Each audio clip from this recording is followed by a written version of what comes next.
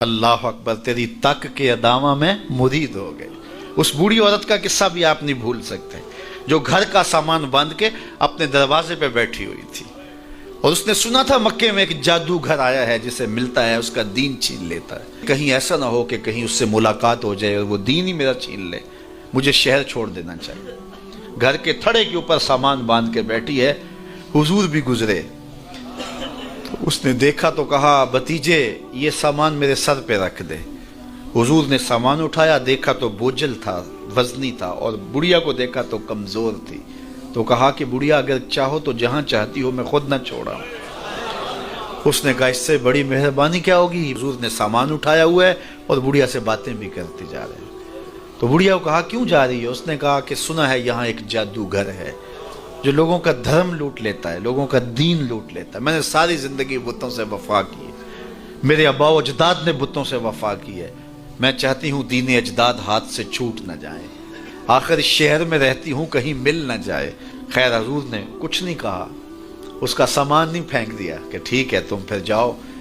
سامان اس کا اٹھایا اور جہاں تک اس نے جانا تھا سامان پہنچایا، سامان سپرد کر کے واپس پلٹنے لگے تو اس نے کہا بچے اپنا نام تو بتا دے، لوگ کہیں گے کہ مکہ چھوڑ آئی ہو تو بتاؤں گی ایک جادوگر کے دکھ سے چھوڑ آئی ہوں، تو وہ کتنا برا بھلا کہیں گے شہر مکہ کو کہ جس مکہ سے لوگ نقل مکانی کرنے پہ مجبور ہو گئے، تو میں انہیں یہ بھی بتاؤں گی کہ جس مکے میں جادوگر رہتا ہے اتنا اچھا نوجوان بھی رہتا ہے، تو تیرا نام لیا کروں گی، تیرے قصیدے پڑھا کروں گی۔ تو حضور علیہ السلام مسکرا پڑے، کہا بڑھیا جس جادوگر سے بھاگ کے آئی ہے وہ تیرے سامنے کھڑا ہے۔ اس نے کہا سچ سے آپ ہی محمد ہیں؟ حضور نے فرمایا نام میرا یہی ہے۔ تو اس نے کہا پھر آپ کا جادو میرے پہ چل گیا ہے۔ اللہ اکبر، تیری تک کے ادامہ میں مرید ہو گئے۔ لوگوں کی خدمت کریں، بوڑھوں کے کام آئیں، دکھیوں کے کام آئیں، مصیبت زدہ کے کام آئیں۔ حضور یتیم ہو کے یتیم پرور تھے، لاچاروں کی مدد کرتے، لوگوں کے گھروں میں پانی بھر کے دے دیتے، اور دکھیوں کے کام آ جاتے اور مصیبت زدوں کے کام آ جاتے۔ تو حضور سے پیار کرنے والوں، امت میں آپس میں حسد نہ پھیلاؤ، بغض نہ کرو، نفرتوں کے پہاڑ کھڑے نہ کرو، ایک دوسرے سے پیار کرو، جڑو، امت وحدہ بنے، اور اپنے ماحول کو، اپنی معاشرت کو ایک خوبصورت معاشرت کا رنگ دو، اور اپنی زندگی کو حضور کے نام کر دو۔ حضور علیہ السلام کی محبت سے معاشرے کے دکھ جو ہیں وہ سمیٹے جا سکتے ہیں۔ آقا کریم علیہ السلام نے محبت سے ہی معاشرت کو جو ہے وہ اپنے قریب کیا، اور لوگ ایمان کی دولت سے مالا مال ہو گئے۔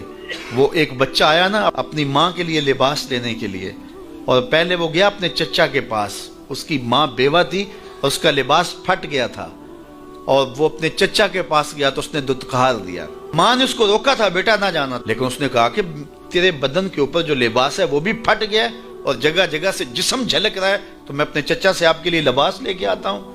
پھر جو رویہ اس نے اختیار کیا تو واپس روتا ہوا آ رہا تھا، تو کسی نے راستے نے پوچھا کہ کیا ماجرا ہوا؟ اس نے کہا چچا کے پاس گیا تھا ماں کے لیے لباس لینے، اس نے تو لا کے بھیج دیا۔ اللہ اکبر۔ تو اس نے کہا کہ جا سین حرم میں محمد نام کا ایک شخص بیٹھا ہوا ہے، اگر تو اپنا دکھڑا اس کے سامنے پیش کرے تو وہ امید ہے تمہیں رد نہیں کریں گے، لیکن سن لے ان کا دین کوئی اور ہے۔ اللہ اکبر۔ اپنے ماں کے پاس آیا تو ماں کو کہا کہ چچا نے رلا کے بھیج دیا، لیکن آپ کی حالت مجھ سے دیکھی نہیں جا رہی۔ بچہ ابھی شعور کی منزلوں میں قدم رکھ رہا تھا، پہلے بہت چھوٹا تھا، اب اس کے اندر ایک جذبات تھے بچے کے اندر۔ تو ماں نے کہا کہ بیٹا نہیں ان کے پاس نہیں جانا، سنا ہے کہ جو ان سے ملے دین دھرم چھین لیتے ہیں اس کا۔ اللہ اکبر۔ تو حضور علیہ السلام کے پاس جانے سے ماں روکنے لگی، لیکن بچے نے کہا کہ امی میں پکا رہوں گا، بتوں کا وفادار رہوں گا، تم اس ٹینشن کو، اس پریشانی کو چھوڑ دو۔ اور حضور کی خدمت میں حاضر ہوا۔ حضور صحن حرم میں چادر اوڑے بیٹھے ہوئے تھے، اور جا کے کہنے لگا میں پہلے بات آپ سے کر لیتا ہوں، آپ کا دین میں نے قبول نہیں کرنا۔ حضور مسکرا کے بولے بیٹا بتاؤ کس لیے آئے ہو؟ کہا میری ماں بے لباس ہے، میں آپ سے لباس لینے آیا۔ حضور نے چادر رحمت اتار کے اس کے کندھوں پہ ڈالی۔ اللہ اکبر۔ وہ واپس آ گیا اور ماں پر حضور کی چادر اڑائی۔ اللہ اکبر۔ اور ماں نے کہا کہ بیٹے اس نے اپنا دین تو نہیں تجھے دیا؟ کہا نہ میں نے پہلے کہہ دیا تھا تیرے دین نہیں مانوں گا۔ ماں کہنے لگی پتر اس کا دین ماننا چاہیے، یہ جس نے رحمت کی چادر ہمارے سر پہ تان دی۔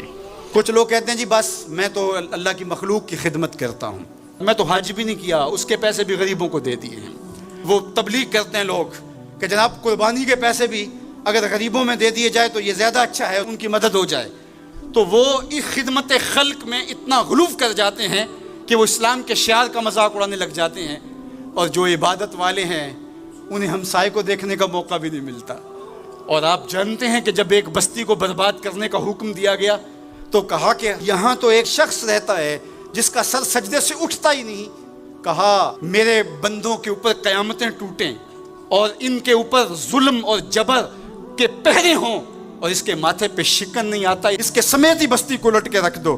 یار عبادت کرتے ہو لیکن ہمسایوں کا خیال بھی رکھو۔ میرے حضور علیہ الصلوۃ والسلام نے لعاب پھینکا نا تو صحابہ نے اپنے ہاتھوں پہ لے کے اپنے منہ پہ بن لیا۔ آپ نے عشق اور محبت کی لوک داستانیں بڑی سنی ہوں گی، لوگوں نے نہریں بھی کھودی، لوگوں نے محبوبوں کے لیے کیا کچھ نہیں کیا، لیکن آج تک آپ کو ایسا نہیں ملا ہوگا کسی محب نے محبوب کا لعاب بھی چاٹا ہو۔ کائنات میں یہ انوکھا باب ہے۔ تو حضور علیہ الصلوۃ والسلام نے فرمایا کہ تمہیں اس چیز پر کس نے ابھارا کہ میرا لعاب بھی اپنے چہروں پہ مل رہے ہو؟ انہوں نے کہا اللہ اور اس کے رسول کی محبت نے۔